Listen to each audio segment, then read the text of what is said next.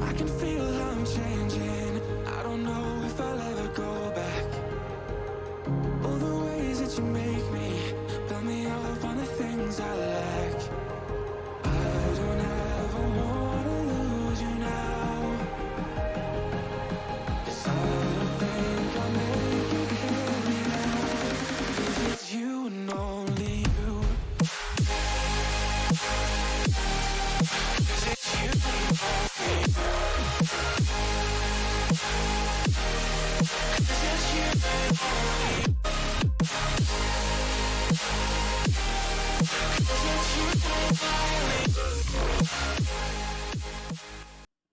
Okie dokie, hello everybody, welcome to the EGL Waveline.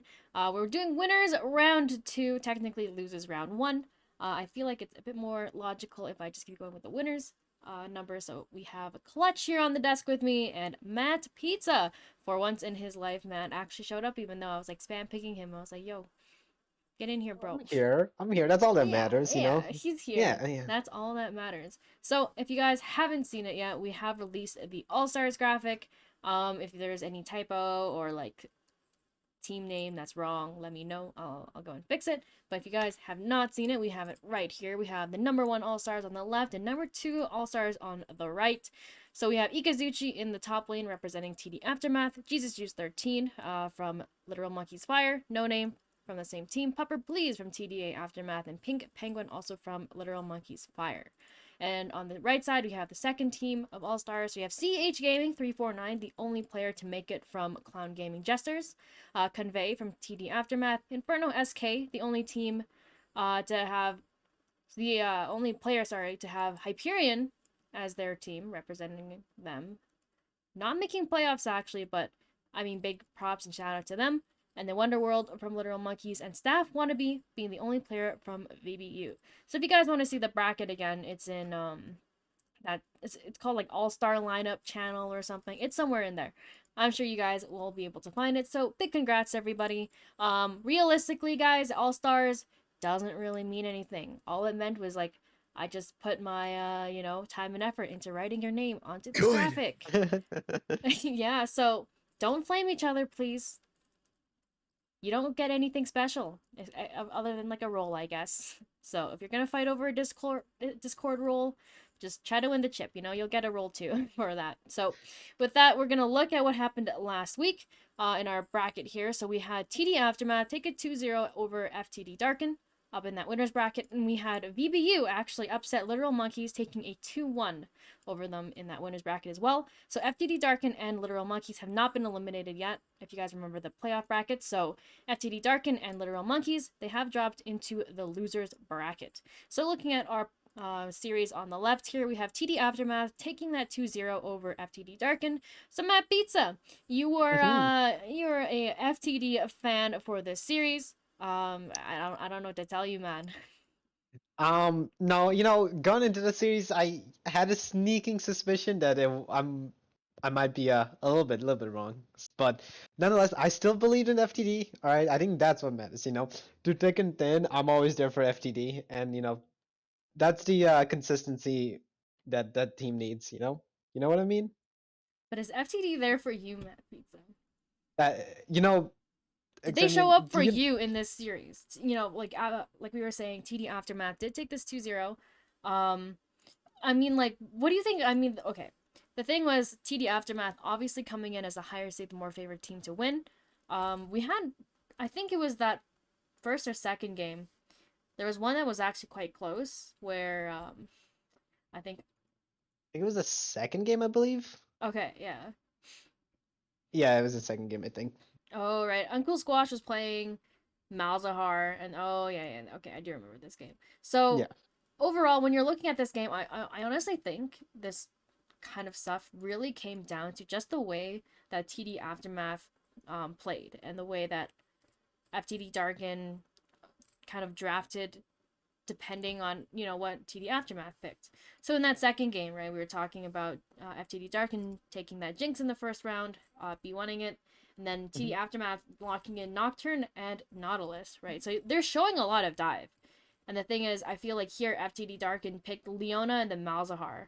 So I like the Malzahar pick in terms of, he just presses R, but Leona doesn't have a lot of um, peel in terms of like she's really staple, like go in press R kind of support.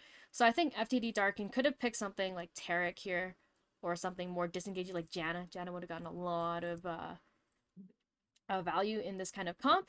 So I feel Mhm. like FTD Darkin really showed up in terms of how they played, how they wanted to play, but I think at the end of the day, TD Aftermath just showed like, hey, here's our cards, here's how we're gonna play. Better just to answer us and then go from there. But regardless, Matt Pizza, what were your other thoughts on this series? Well, when we casted game one, right? Like, I'm gonna put it bluntly, it was a landslide victory for the side of Aftermath, right? Ikuzuchi was 11-0 on Zeri. Like, that was such a hard stomp on Aftermath's part. But then FTD did have a huge, like, they put up a huge fight game two, right? They didn't just roll over and be like, all right guys, whatever, let's just let it 2-0. Let's just go get some food together. Let's like no, just like leave this game. Let's not think about it. No, they actually like put up such a huge fight, right? Because in game two, we saw that Aftermath were making plays after plays, but FTD was responding. When Uncool Squash roamed bot at I don't know what time, maybe like 10 minutes or something.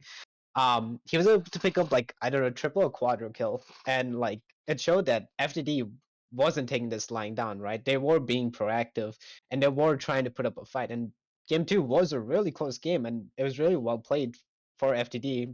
A huge contrast from game one, right? But it was kind of like you said, Exonian, how like they Aftermath just like put all their cards on the table and were like, we'll just out team fight you. We just have a comp that works, right? They have all go in comp, right? They have the Vex, Nocturne, and not so it's kind of like how you said. If they had like instead of the Leona, if they had like a Janna or something more disengaged, so that way the like Uncode Squash and Jinx can stay alive. But yeah, other than that, I was really impressed at how FTD played that game. Yeah, I mean, for sure. It wasn't just like, sure, they had one rough game, but then the other one where they really, really. Well, I mean, also, Yorichi, their support, didn't show up to the first game. I heard they were like sleeping or something. Yeah, so they had to use an e-sub, right? And then they lost a bunch of bans and stuff like that. So I would say a little bit unlucky in that first game for sure. But that second game, like you were talking about, Matt Pizza, when they had that full starting five, it was really close where, they really showed they had like a fighting chance and just roll over and die. So Yep. Clutch, my question for you, looking at these two teams, what do you think this really says for FTD? Like when they're falling into that losers bracket, right? Um, After taking this loss against TD Aftermath, is it kind of like okay, well, we know we're a good team. Do we just keep trying to, keep doing the same stuff as we're fighting through the losers bracket, or, something has to change, right? Yeah, I think for FTD, I feel like, I mean, obviously the matchup against TDA, it's not, it's first seed versus fourth. I feel like there's a somewhat of a difference between first and fourth in this league.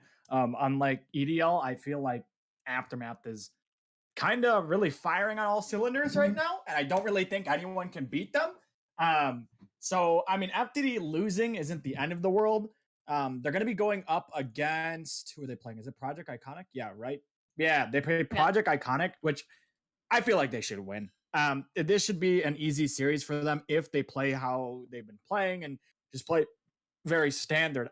The thing I want to see out of FTD is like just pick something easy. Like you guys, everyone knows how you play at this point. It's just all camp on cool squash and get them ahead.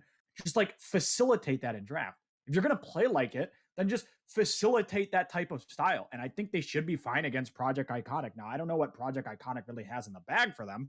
Maybe they've got something spicy and ends up working out. But I feel like FTD, they should win this, and most likely go up against Literal Monkeys, where I mean, I will see how that one is going to go. But I think them losing this week or last week really isn't like a red flag. I think they showed some good things. And going into the losers bracket, you can get more games. So I feel like if they're just able to win this one, kind of polish up what their play style is, I think they'll be looking good going forward. Yeah, I have to agree with you and stuff like that.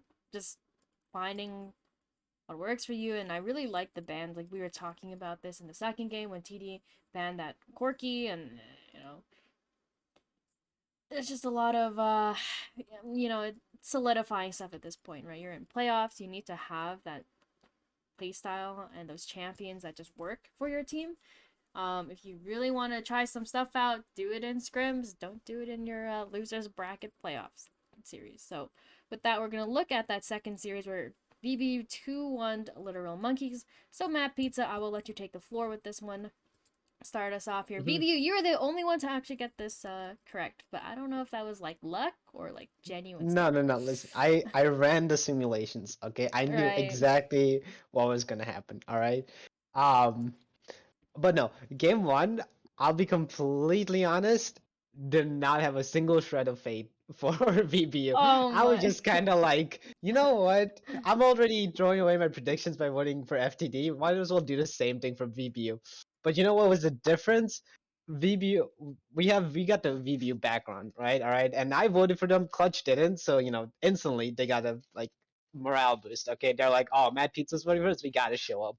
So I mean, that's what they did, right?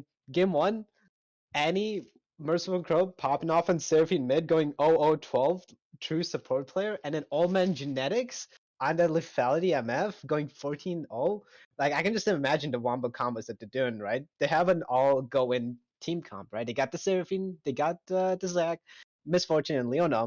Like, they're just CC locked. Meanwhile, All Man Genetic just presses R and just, destroys them. And then game three, right? Game three, top laner, Squig, MVP. I love that guy. And he played Alawi. I was just like, I was looking at the enemy team comp. I'm like, that's such a horrible Alawi game. They have an Ari. She's just gonna dash around you. They have a Lucian. He's just gonna dash around you. It's like, it's such a yucky game to play, but he did it. He went 8-1-5 on Alawi. He showed up and was just like, watch me and like put the team on his back and carry them over the finish line. So like, I was just kind of impressed at how VB played this series, going up against LTMK, who were tied for first, or were they the second seed? I actually don't remember. VBU was a third seed, LTMK. or they were second seed. Okay, yeah. So granted, they did bit the higher seed, so super impressed by them. Yeah, and the fact it was like Literal Monkeys kind of was at a disadvantage going into this series. They lost bans because they were using an E-sub. They didn't have Jesus Juice, which was obviously a player that we pointed out many, many times before.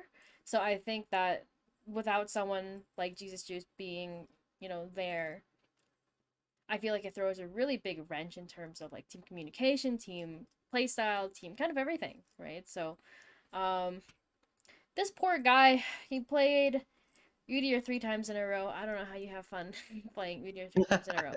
But yeah, like you're saying, it's a lot of what it comes down to is I think Literal Monkeys, if they had their starting five, would have been 2-1 or 2-0 for them in their favor. But I mean, that's why they're in the winners bracket to start off with, right? So they go into that losers bracket and they just have to make the losers bracket run now. So Clutch, looking at these two teams, what do you think this means for VBU, right? So this week they're going against TD Aftermath, coming off a win against Literal Monkeys. How do you see them faring against TD Aftermath? Yeah, so I'm just gonna say right now, this is gonna be a 3-0. TDA is gonna win. They're gonna run over them. Now, the reason why I say this is because now if I say this, I'm gonna get messages from every VBU member coming for my head. So, reason why I said that is Delete now the they're server. actually gonna care about the game. Okay, they might have not cared about it in the first place, but now they want to win to prove me wrong. So I have to say TDA 3-0. They're gonna run over them. All 20-minute games, not even going to be close. Now, if that actually happens, I leak the script, and yeah, we might have to delete the league. But it should be interesting. I feel like, obviously, VBU did win. You can't take it away from the fact that they beat LTMK. Yes, there's a little asterisk that Jesus Juice was not there, but they did win, right? At the end of the day, a player's not there, a win's a win. It's not like, I'm going to magically be like, oh, well, player wasn't there. They don't win. That's not how it works. So VBU going to be moving on against TDA. Should be a good matchup. If you like, I feel like honestly that this is probably going 4 or 5 games. I don't think either team's going to end up sweeping. I mean, we did see them before the comp ruling play each other, and it was 1-1, and they were pretty good games. Yeah, VBU I think took them to like a 45 or 50-minute banger. That was a good scrim for sure, guys. Yeah. So I think it's gonna be a good game. And for the side of LTMK, obviously one the world's ranked out. They don't have him anymore. He is officially ranked out. So they're gonna have a different ADC. I don't know who's gonna be playing. Jesus Juice is back this week. So it'll be interesting to see how LTMK fares because unfortunately, well, not really unfortunately, but ADC ranks out. You got to bring someone in. We'll see how they do. I still think they're a top team. I still think they'll be fine. Yeah, for sure. That top team TD Aftermath coming in really, really strong for that winner's bracket. I can't really imagine them doing too poorly against VBU. Maybe VBU, like you said, Clutch, we did see them play against each other before the comp ruling, and VBU really, really gave them a run for their money in that second game. So really made, really, really forced them to play the game against them. So I'm kind of excited to see this kind of rematch almost, and where we'll go from there. But with that, we're going to look at the playoff bracket really quickly, so you guys can see from what happened. We had the 2-0 for TDA at the top there, VBU's 2-1. So from there, you can see that Literal Monkeys dropped into the losers bracket. They're now against Clown Gaming Jesters, and FTD is also there going against Project Iconic. So there are 3 matches that should be going on in this. It's technically today. I don't know if people have rescheduled, but we have that winners bracket match at the top, TDA versus VBU.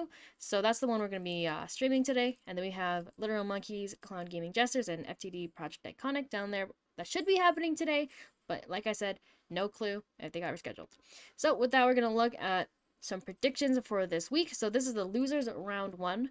We are a little biased towards the FTD. Matt Pizza, I think you're the only person to give them 2-1 instead of a 2-0. What happened to being their number 1 fan, dude?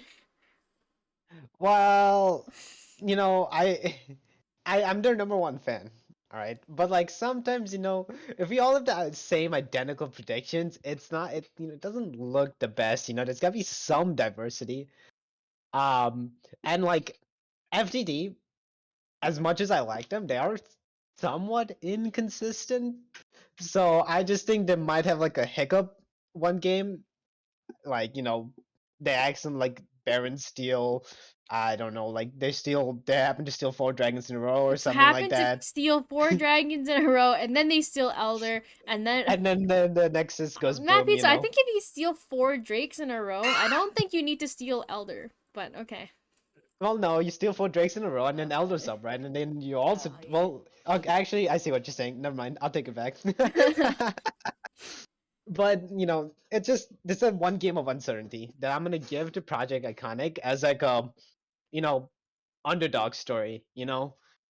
Like I'll give it to them. I'll give them a little hope. But I do think FTD will just come in and just prove to us that we still know what we're doing. Like that defeat to us last week isn't going to be the end of us. We're still going to show up. We're still going to play like the FTD we know, and Uncool Squash is going to still 1v9. Matt Pizza, this just in. FTD Darken has put in an ESUB request, so maybe your 2-1 prediction is Oh, looking better for you there. But yeah, I kind of have to and agree with you. Project Iconic has had a really rough season. Going into this playoffs, like I think without the comp ruling, they actually didn't make playoffs. So, being Project Iconic, I think a few players in the general chats were like, please let us go, let us be free. But like that. With that said, though, FTD I think is still really fighting. I think they have a really good chance of advancing through this. Um, I mean through this series and going into the next round for the losers. But at the same time, like you said, Matt Pizza, I think at the end of the day, FTD is just the better team. They have shown us time and time again that they just have so much more raw talent. Not to say that Project Iconic is bad by any means, but it's just that the consistency FTD has shown. So, Clutch, looking at this series, you also said 2-0. Do you think this ESUB that possibly will get approved or denied will change anything? I don't know. I feel like Project Iconic doesn't really want to be here. Yeah, they're kind of like, yo, let us go, man. Let us be free. I feel bad because like I know most of their players and they're great people, but like when you end up having a comp ruling and then it's like, all right, we got to play a tiebreaker, and then you lose the tiebreaker, you're like, all right, we're out, and then another comp ruling comes out, it's like, oh, we're in the playoffs. It's like, please just kill us, bro. Like we don't even deserve to be here. Why are we here? I think Iconic's gonna have some fun tonight. I feel like they're gonna show up and have a good time. I think they know that realistically they shouldn't be here, but I feel like they're just gonna have some fun, pick some fun stuff. I feel like FTD will be taking it serious because they actually, got here and they have championship aspirations. Where Iconic is like, they're just like, I'm just here so I don't get fined. Like they're like, I'm just here so I don't get banned from the league. Yeah, so we get our FF deposits back. Yeah, I think that's why they're here. But yeah, I think Iconic, they're all great people. They're all great, funny people. So I think they're just gonna show up and have fun. I feel like they're just gonna be like, all right, what do you guys want to play tonight? You want to play the Rengar? All right, you can play the Rengar. I think that they're just gonna like start picking random stuff. They might try to win, who knows? But like if they lose, they're not gonna be like, dang, we Dang, really guys. lost. Wow, I can't believe we lost. You're all We didn't beat get the up. mystery skin, Oh Damn. no, crying in the corner. Yeah, but I think FTD 2-0 is just based off of that fact alone. Yeah, I mean, there's not much left to say about this series other than what you guys have just said. So with that, we'll move on. We're looking at Literal Monkeys against Clown Gaming Jesters. I feel like this one is just a really uphill battle for Clown Gaming. I think the fact that their top laner, CH Gaming, was the only person to make it onto the All-Stars despite, Clown Gaming. They did fight for their playoff spot, actually. They were in the playoffs, and then they got kicked out of the playoffs, and then they played a best of 3, I think, to get back into the playoffs. So, they obviously want to be here, right? I think Clown Gaming kind of got unlucky, right? With Literal Monkeys being the ones that fell into the losers bracket to go against them. I think that they would have a better chance against VBU, just from the fact that I wouldn't say VBU is the worst team, but I would say that the way that Clown Gaming wants to play would probably fare better against VBU's playstyle versus Literal Monkeys playstyle. So I think looking at this, well, I said 2-1 for Literal Monkeys. There, like you said, Matt Pizza, there's always got to be one game where, they steal 4 drakes in a Yeah, row. exactly. Yeah. But other than that, like, there is a lot of raw talent from Clown Gaming. So I could see this series possibly, like, going a game towards them. But realistically, I don't see it swinging completely into their favor where they pull a 2-1. But if they actually 2-1 or 2-0, well, color me impressed is what I'll say. So Clutch, you said a 2-0 for Literal Monkeys. Yeah, I said 2-0 for LTMK. I even though, I said 2-0, I think this series is actually going to be a little bit closer than the other one. I feel like FTD Project Iconic is a little bit more one-sided, and I feel like Clown Gaming um they have a very small chance to potentially like absolutely delete LTMK out of the league. Um, and if they do, I think it'd be hilarious, but I don't think it's gonna happen. Really, I feel like Literal Monkeys are they got Jesus Juice back first off, and I mean, he's probably the league MVP as of right now. Like this guy pops off every game, and I don't really know if Clown Gaming kind of has an answer. Now, I'm not going to write Clown Gaming off. I think again there is a very small chance that maybe Clown Gaming, CH Gaming ends up you give this guy a carry, he drops like the 18th pentakill of the season that he has already. Like this guy just smurfs and ends up winning them the series. But I feel like pound for pound, a lot of the Literal Monkeys players are, just mechanically and micro better than Clown Gaming. But again, you do have the CH Gaming factor, and you give that guy his picks.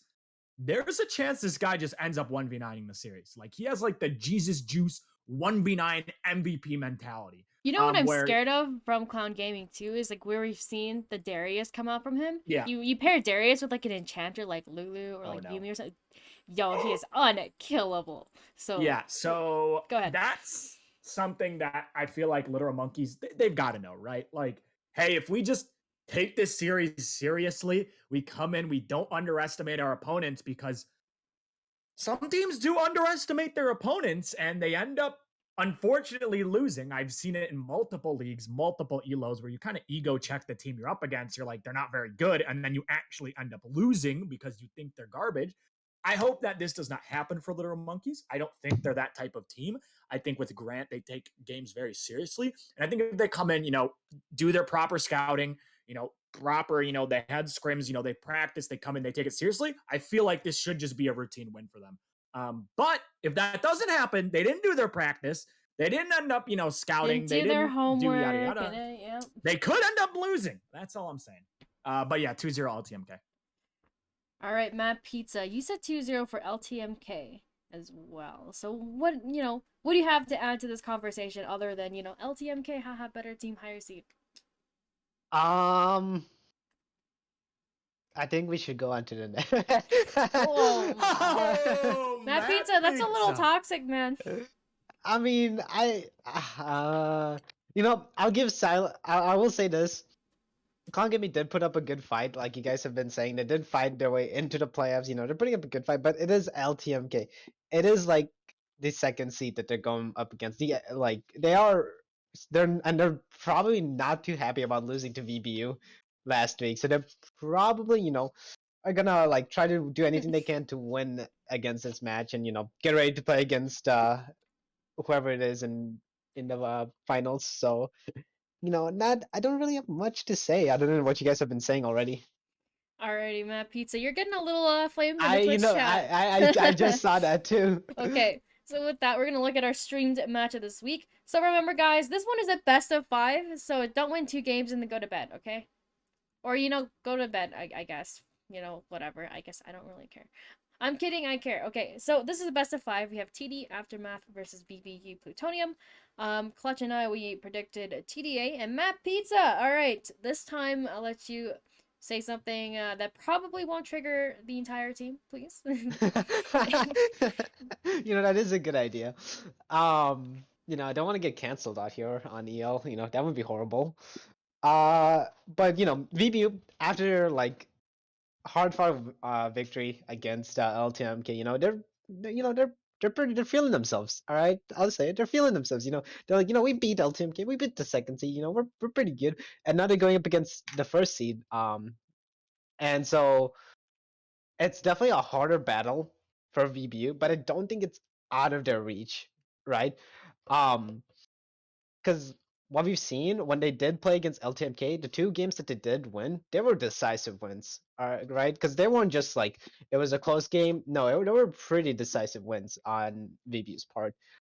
Granted, the game that they lost was a pretty decisive loss, but what that shows me is that VBU they're either winning really fast or losing really fast, which is a stark difference to like the 40-minute banger that we had. Like I don't know what happened last week. Like everyone was just like, yeah, we don't want to do another like 15-minute game. Like so they were just like, let's make this a quick one, win or lose. So I'm saying it's 3-2 VBU favored because of the performance VB put on last week. I think they have a lot of potential, and if they draft and are able to play to their team count, then I think that there is a good chance VBU might just, come up behind Aftermath and just take them down.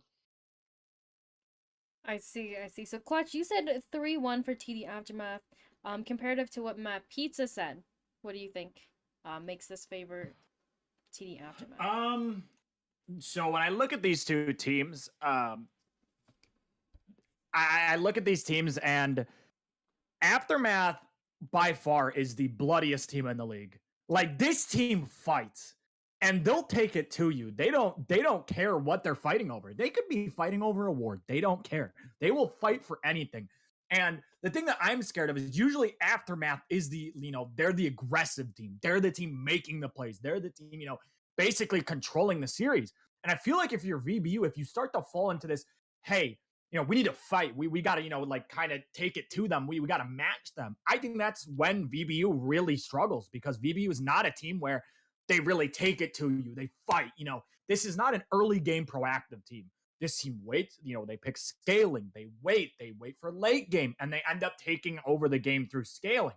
And the thing that I'm, obviously worried about is Aftermath is that team that they will find advantages and they will push advantages. Like they have an exceptionally talented team, and that like at the end of the day, if Aftermath is the one pushing the issue the entire series, I don't think VBU can keep up. I seriously don't think they can keep up early game, and I think Aftermath is going to like basically kind of just run them over in the early game. Now the reason why I said 3-1 is we saw last time that VBU can stall out games. They can make them go very, very late. And I think VBU will be able to stall out a game and end up, turning it around and winning one. But if Aftermath is calling the shots the entire series and the ones making the plays being proactive, I just think it's doomed for VBU. Yeah, I think we've seen so many times where TD Aftermath just grabs onto the steering wheel of the game and just like books it, slams that gas pedal and keeps going, right? Once they grab hold of a game, it's very rare you actually see them lose control of the game.